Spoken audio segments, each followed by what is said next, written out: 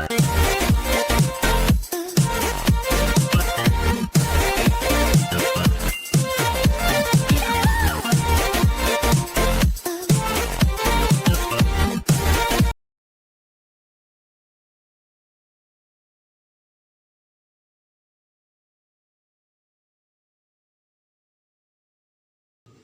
Students, आज हम जानेंगे कक्षा 9वीं के ज्योग्राफी का जो फर्स्ट चैप्टर है आपका भारत आकार और स्थिति, इस लेसन के बारे में। ये फर्स्ट वीडियो है मेरा 9th क्लास को लेकर और उम्मीद है कि आपको ये लेसन, ये वीडियो पसंद आएगा।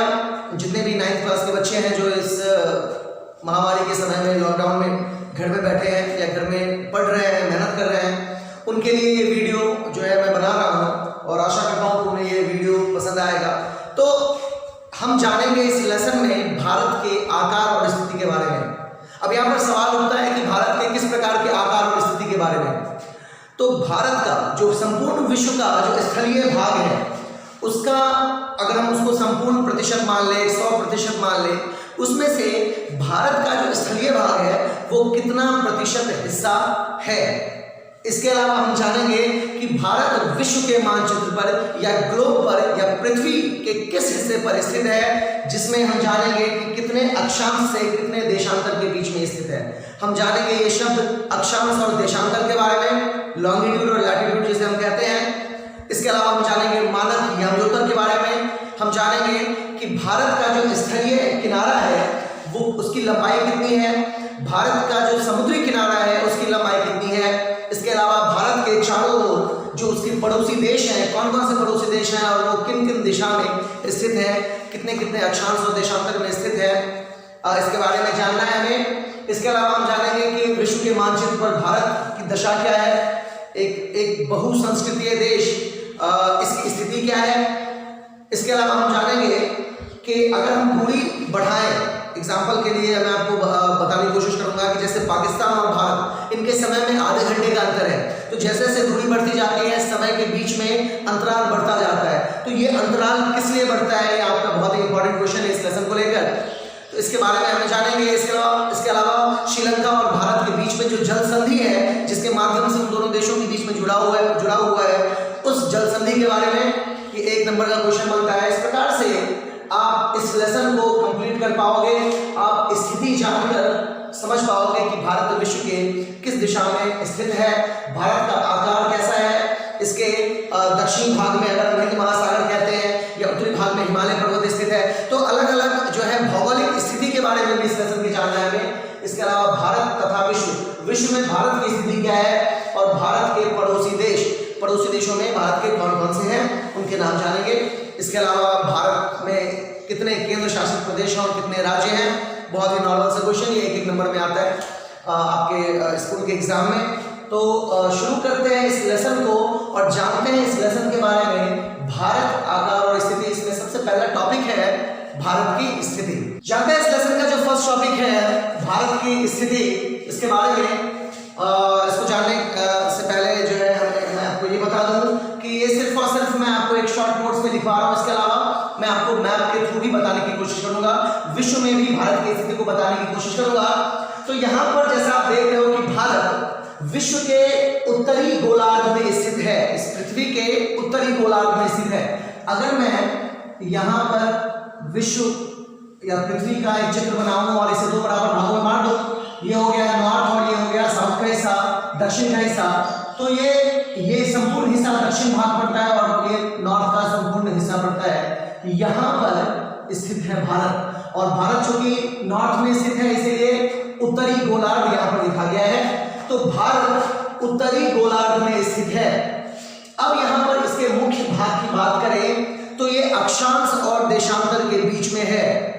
भारत 8 डिग्री 4 मिनट उत्तर से 37 डिग्री 6 मिनट उत्तरी अक्षांश और 68 डिग्री 7 मिनट पूर्व से 97 डिग्री 25 मिनट पूर्वी देशांतर के बीच स्थित है। ये अक्षांश और देशांतर का क्या अर्थ है ये भी आपको बताता हूं मैं। और ये जो नंबर्स आप देख रहे हो 8 डिग्री और 4 मिनट या फिर 68 डिग्री 7 मिनट, ये क्या है? जब मैं आपको विश्व के मानचित्र में भारत को दर्शाने की कोशिश करूंगा या दर्शाऊंगा फिर आपको बताऊंगा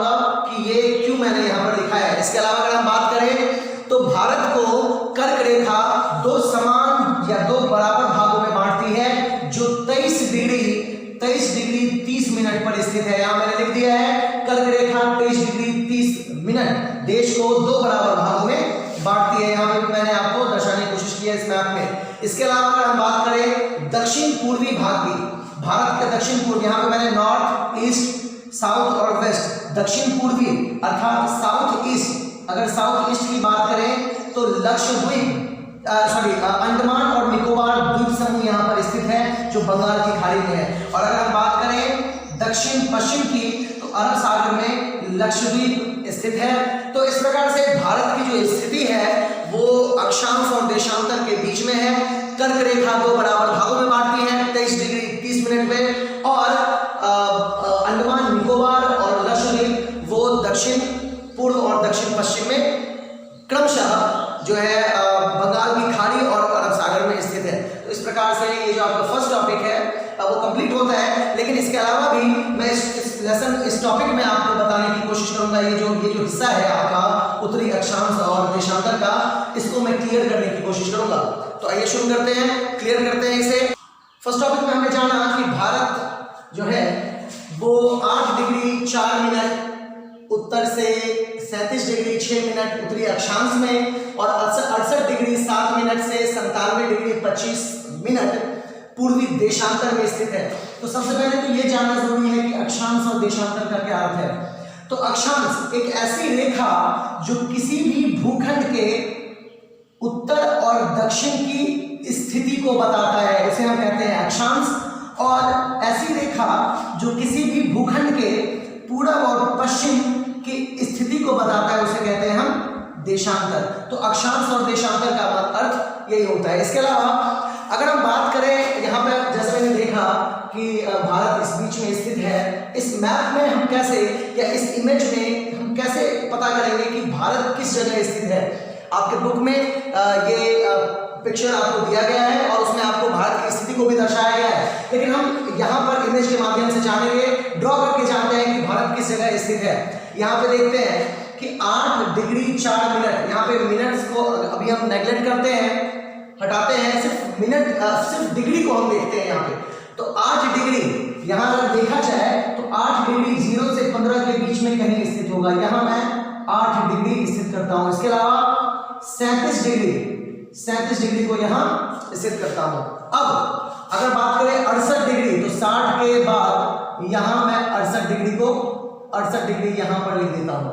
और 97 डिग्री 90 से बाद में और 120 के बीच में इसको मैं 97 डिग्री मानता हूँ। अब इस रेखा को, ये जो वर्टिकली इसको मैं ड्रॉ कर देता हूँ इस प्रकार से, और ये 37 डिग्री और 8 डिग्री को यहाँ पर हॉरिजॉन्टल मैं इसको ड्रॉ कर देता हूँ, इसको मिला देता हूँ 37 डिग्री।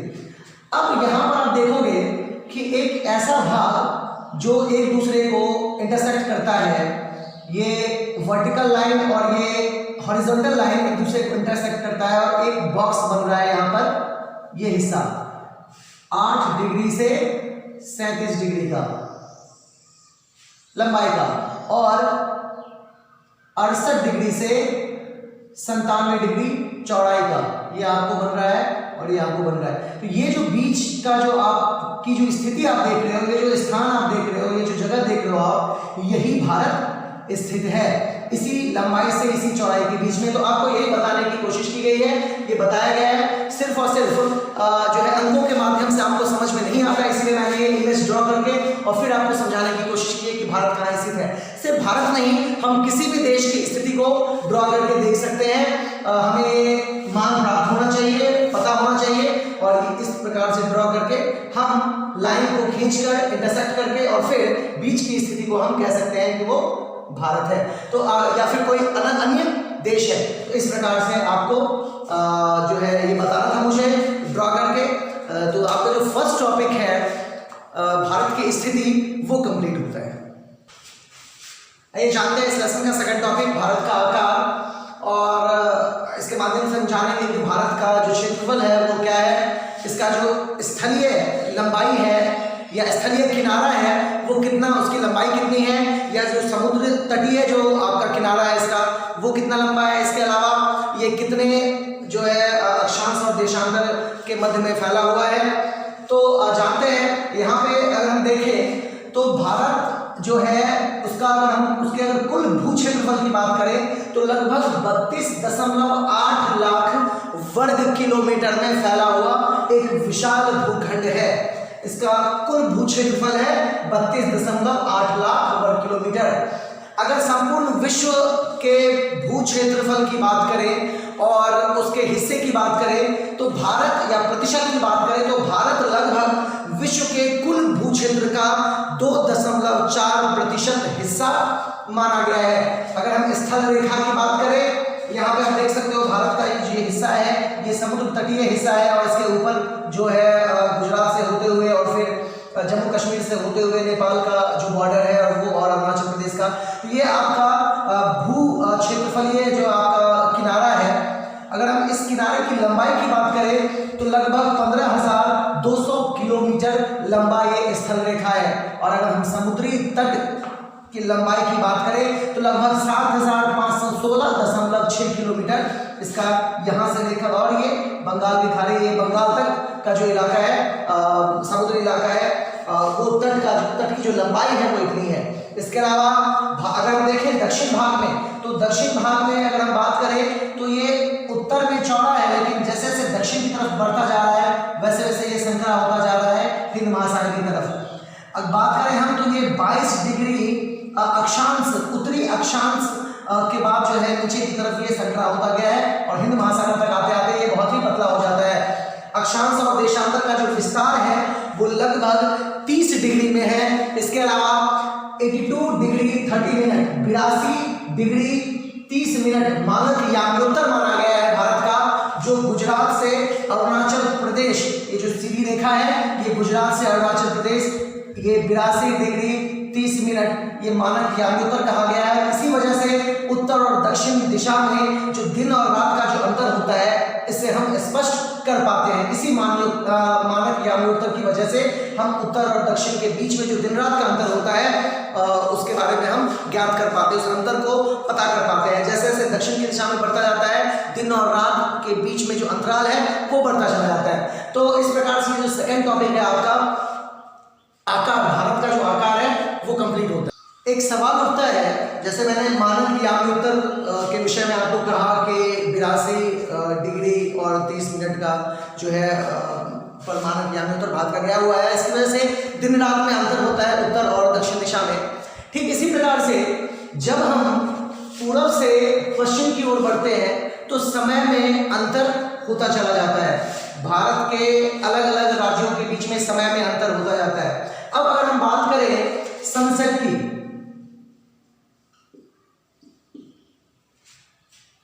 या फिर सनराइज की, तो लगभग 2 घंटे का अंतर है। सनसेट या अगर हम सनराइज की बात करें तो अरुणाचल प्रदेश में पहले 2 घंटे पहले, गुजरात से 2 घंटे पहले ही सनराइज हो जाता है और जो है 2 घंटे पहले ही गुजरात से यहाँ पर सनसेट हो जाता है। तो 2 घंटे का अंतर जो है वो ऐसा क्यों है कि सनराइज और सनसेट में भारत में एक ही देश में अरुणाचल प्रदेश एक स्टेट और गुजरात दूसरा स्टेट, इन दोनों स्टेट के बीच में आपको 2 घंटे का अंतर है। तो अगर देखा जाए तो अरुणाचल प्रदेश भारत का सबसे पूर्वी हिस्सा है और अगर देखा जाए तो गुजरात जो है वो भारत का पश्चिमी हिस्सा है।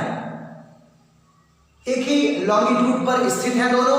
हाँ, अब बात करते हैं हम कि गुजरात 68 डिग्री 7 मिनट के लॉन्गिट्यूड पर स्थित है और अरुणाचल प्रदेश 97 डिग्री 25 मिनट, लगभग 98 डिग्री की हम मान लेते हैं, यहाँ पर 68 डिग्री मान लेते हैं इसको और वहां पर 98 डिग्री मान लेते हैं। अरुणाचल प्रदेश इतने डिग्री पर स्थित है। अगर हम देखें इन दोनों के डिग्री के बीच का अंतर तो 98 माइनस 68 लगभग 30 डिग्री का अंतर है और हम जानते हैं कि 1 डिग्री का मतलब होता है लगभग 4 मिनट। उस हिसाब से 30 डिग्री को अगर हम 4 मिनट से गुणा करें तो लगभग 120 मिनट आता है, जो 2 घंटे के बराबर है।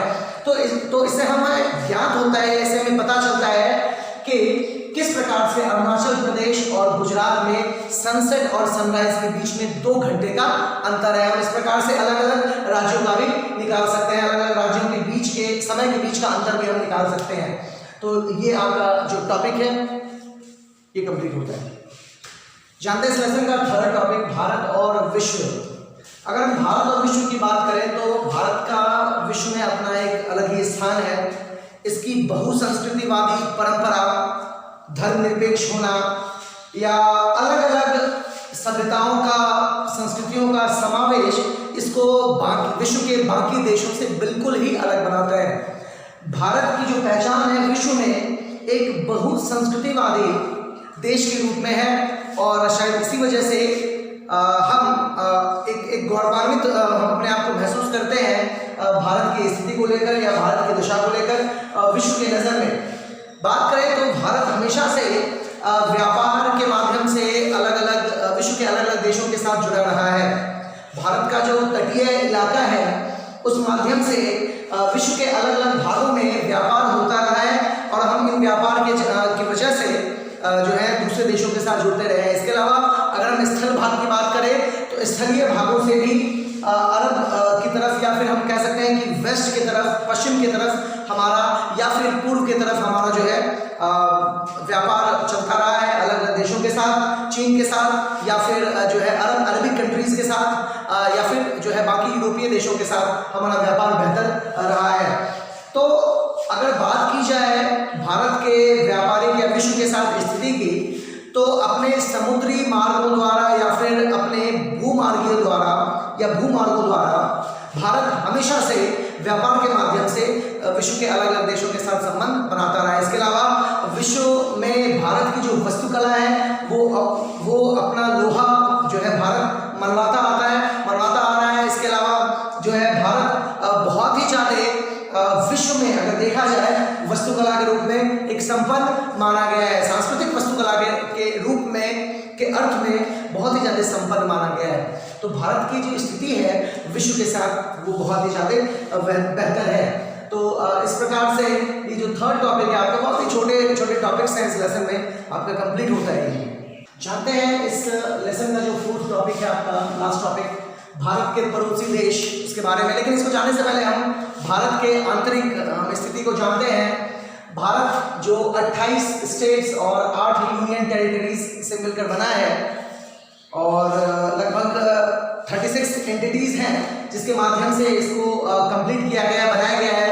28 + 8 = 36। तो यूनिट्स हैं 36 जिसके माध्यम से पूरा का पूरा भारत बना हुआ है। 28 राज्य हैं और 8 केंद्र शासित प्रदेश हैं। अगर बात करें हम इन स्टेट्स और यूनियन टेरिटरीज के पॉपुलेशन और एरियाज की, यहाँ पे मैंने लिख दिया है। पॉपुलेशन की बात करें तो सबसे हाईएस्ट पॉपुलेशन वाला जो स्टेट है वो यूपी है और सबसे हाईएस्ट यूनियन टेरिटरी पॉपुलेशन में अगर देखा जाए तो दिल्ली सबसे ज़्यादा पॉपुलेशन वाला है। अगर लोएस्ट की बात करें तो सबसे कम पॉपुलेशन सिक्किम में है और सबसे कम पॉपुलेशन अगर यूनियन टेरिटरीज की बात करें तो लक्षद्वीप में जो है सबसे कम पॉपुलेशन है। इसके अलावा एरियाज की बात करें तो सबसे ज़्यादा और सबसे कम, तो स्टेट की बात करें हम एरियाज में तो राजस्थान सबसे बड़ा इलाका है, भारत का सबसे बड़ा राज्य है और लद्दाख सबसे बड़े यूनियन टेरिटरी में आता है। इसके अलावा अगर लोएस्ट हम क्या कहते हैं एरियाज की बात करें तो गोवा सबसे कम क्षेत्रफल वाला है और लक्षद्वीप सबसे कम क्षेत्रफल वाला आपको यूनियन टेरिटरी है, केंद्र शासित प्रदेश है। तो इस प्रकार से भारत के पॉपुलेशन और एरियाज को मैंने यहाँ पर बना दिया है। इसके अलावा बता दिया आपको कि 28 स्टेट और 8 यूनियन टेरिटरीज के माध्यम से भारत को बनाया गया है। इसके अलावा अगर हम पड़ोसी देशों की बात करें तो यहाँ पे 6 आपको देशों के नाम मैंने लिखे हैं, श्रीलंका, पाकिस्तान, म्यांमार, भूटान, नेपाल और बांग्लादेश। ये 6 देशों से घिरा हुआ है जिसमें दक्षिणी भाग में स्थित है आपको दक्षिण पूर्वी में स्थित है श्रीलंका। इसके अलावा जो है उत्तर पश्चिम में स्थित है आपको पाकिस्तान। म्यांमार की बात करें, भूटान भी आपको उत्तरी भाग में ही स्थित है। इसके अलावा नेपाल भी आपको उत्तरी भाग में स्थित है। बांग्लादेश भी आपको हम कह सकते हैं पूर्वी भाग में स्थित है, उत्तर पूर्वी भाग में, या फिर हम कह सकते हैं कि यहाँ पूर्वी भाग में स्थित है। तो इस प्रकार से अलग अलग देशों की स्थिति को बताया गया है। भारत के ये 6 पड़ोसी देश जिससे घिरा हुआ है संपूर्ण भारत हमारा। और अगर हम अपने भारत की बात करें तो 28 स्टेट और 8 यूनियन टेरिटरी से बना हुआ है। तो इस प्रकार से भारत के पड़ोसी देशों के बारे में हमें जानने को मिला और ये जानने को मिला कि हम किन किन पड़ोसी देशों से घिरे हुए हैं या हमारे आसपास के पड़ोसी देशों के नाम, आपको ये क्वेश्चन आ सकता है कि किन्हीं 4 या किन्हीं 5 पड़ोसी देशों के नाम लिखे। तो इस प्रकार से आपका लेसन जो है ये कंप्लीट होता है।